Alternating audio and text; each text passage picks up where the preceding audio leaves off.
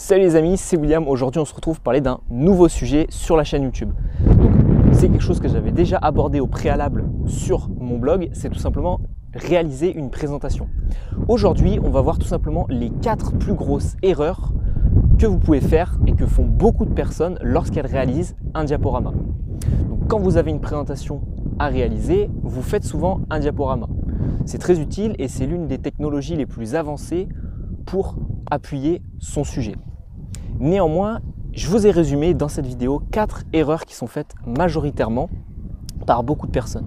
Donc on commence tout de suite par la première erreur. C'est tout simplement le fait d'avoir beaucoup trop de texte sur ces diapositives, ces slides.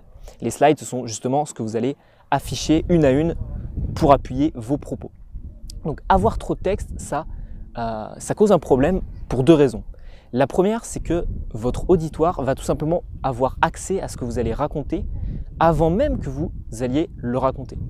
Pour vous donner mon histoire personnelle, il n'y a pas très longtemps, j'avais la visite d'une personne qui était responsable agroalimentaire dans une grosse entreprise. Il venait nous présenter son métier et tout simplement, il y avait beaucoup trop de texte sur son diaporama.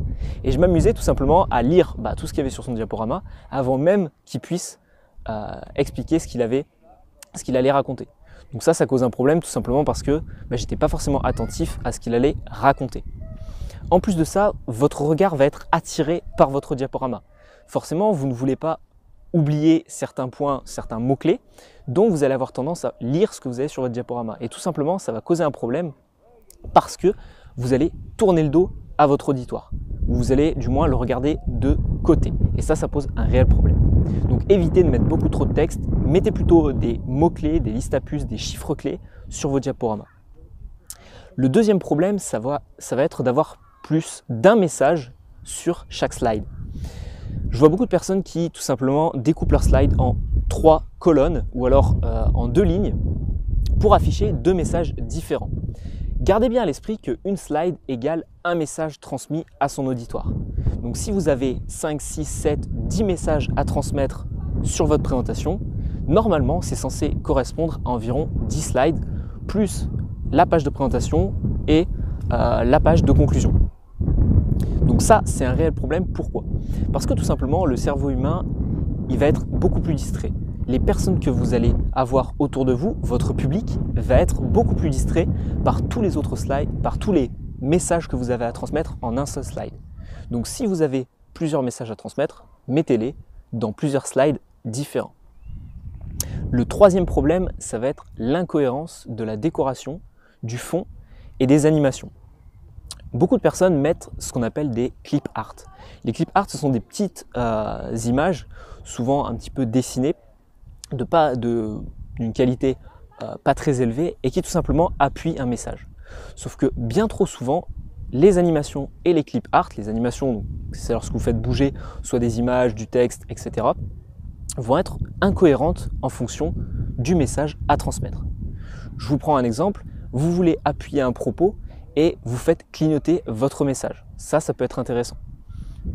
Par contre, si vous faites une arrivée, par exemple, avec une image qui est, qui est censée arriver brutalement et que vous faites une arrivée tout doucement en fondu, là, ça va être incohérent. Donc faites attention à toutes les animations et les clip art que vous pouvez rajouter sur vos slides. Mettre un clip art de quelqu'un qui est en train d'écrire alors que vous êtes en train de parler d'un discours, c'est une incohérence logique, donc évitez de faire ce problème.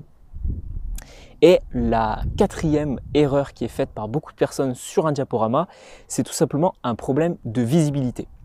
Alors, je sais que certains aiment mettre des fonds différents, de couleurs un petit peu spéciales, etc. Gardez bien en tête que faire simple sur son diaporama, c'est l'une des clés les plus importantes. Et surtout, gardez bien en tête que le rendu sur l'ordinateur et une fois projeté, c'est bien différent. Donc tout simplement, ce que je vous conseille, c'est une fois que votre diaporama est totalement fait, projetez-le, voyez le rendu, tout ce qui est police de texte, avec, on connaît tous les polices avec des bords un petit peu arrondis, les L qui sont écrits comme à la maternelle. Tout ça, c'est, je pense, à bannir parce que l'auditoire ne va pas forcément voir quelles lettres vous avez écrit. Toutes les polices un petit peu gothiques avec des pics, des pointes, etc., c'est à bannir aussi. Gardez l'essentiel et aller au plus simple sur vos diaporamas. N'hésitez pas à mettre des grosses images, tout simplement, voilà, pour vraiment insister sur un point. Donc c'était les 4 plus grosses erreurs à faire sur un diaporama que bien évidemment je vous conseille de checker à la fin pour voir si vous ne les avez pas faites. Donc 1, éviter de mettre trop de texte. 2, mettre un message par slide. 3, avoir une décoration, des clip art et des animations cohérentes. Et 4, voir le rendu une fois projeté avant même de réaliser sa présentation. Donc voilà les amis, j'espère que la vidéo vous a plu. N'hésitez pas à vous abonner ou à lâcher un like et on se retrouve pour une prochaine vidéo.